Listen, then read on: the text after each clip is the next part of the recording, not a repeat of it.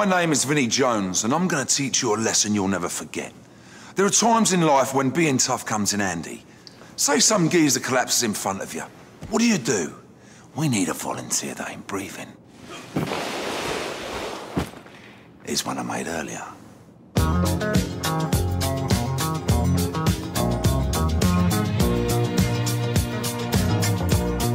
First thing you do is you check him over. If he ain't responsive or he ain't breathing, or he's making noises like this, then his heart will stop working, he's having a cardiac arrest. Look lively. First call 999. Then you do hands-only CPR, and no kissing. You only kiss your missus on the lips. Watch. Lock your fingers together, knuckles up. Then push down, right on the sovereign.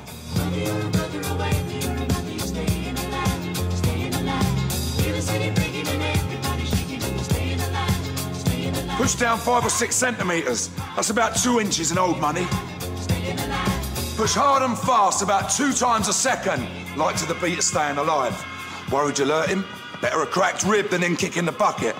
Keep this up till the ambulance arrives. So don't forget, check him over. Call 999, push hard and fast to staying alive. It works. Hands-only CPR. It ain't as hard as it looks. If you want to come in handy in an emergency, why not sign up for one of our Heart Start courses?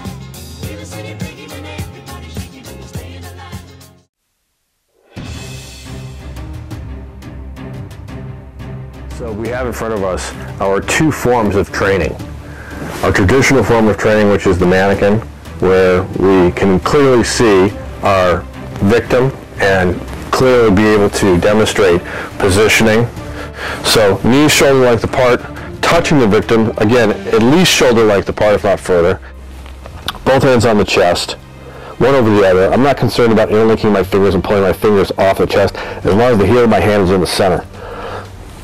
Elbows are straight, locked. Then the key thing is getting your weight into the chest and dropping and sinking down.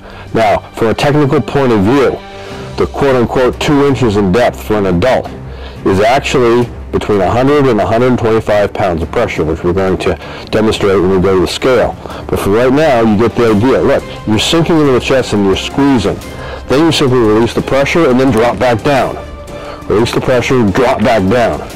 The key thing here now is that timing and ratio and all the stuff that people remember or are harped on to remember. It's all been made easier with our tools now. This is the important thing. I'm not concerned about numbers. Neither should you be. What is a beneficial tool, super beneficial now, is we now play a song. I'm going to play it on my phone. I downloaded it, and I'm utilizing it to do the compressions. In addition to the technique, here's our systematic approach. So here we are.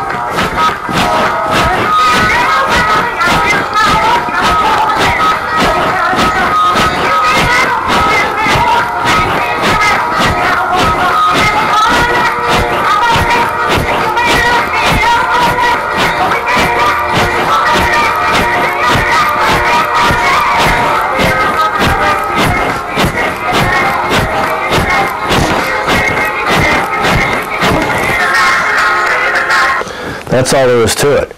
We're not worried about what number we're on. We're not worried about how long we've been doing that. We're listening to music. We're listening to a song that's giving us that rate of 100 beats per minute. Period. Now, moving along to how we practice at home. If possible, get a scale out. That's the same thing as a mannequin. With a tennis ball, put that tennis ball on the scale. This will just give you confidence that you're actually getting something done, getting the depth of compression, quote unquote, by putting the tennis ball on the scale, putting your hands on it, getting in position like we talked about before. Knees shoulder length apart, at least, if not farther. Elbows straight, right on that chest.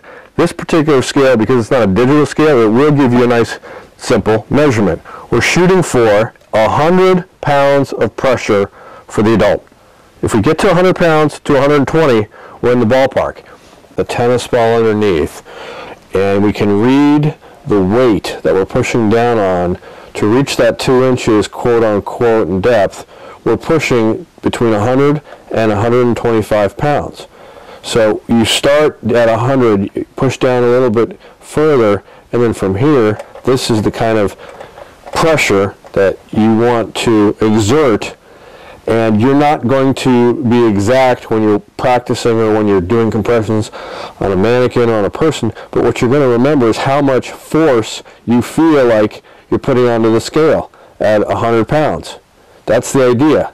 I've got the tennis ball underneath my hand, so I've got some kind of simulation, putting all my weight into the center of the scale with my waist up, and I'm not using my arms to do the force on the scale. I'm using my upper body, and then I'm simply releasing the pressure. You see how the scale releases the weight as we do with the mannequin.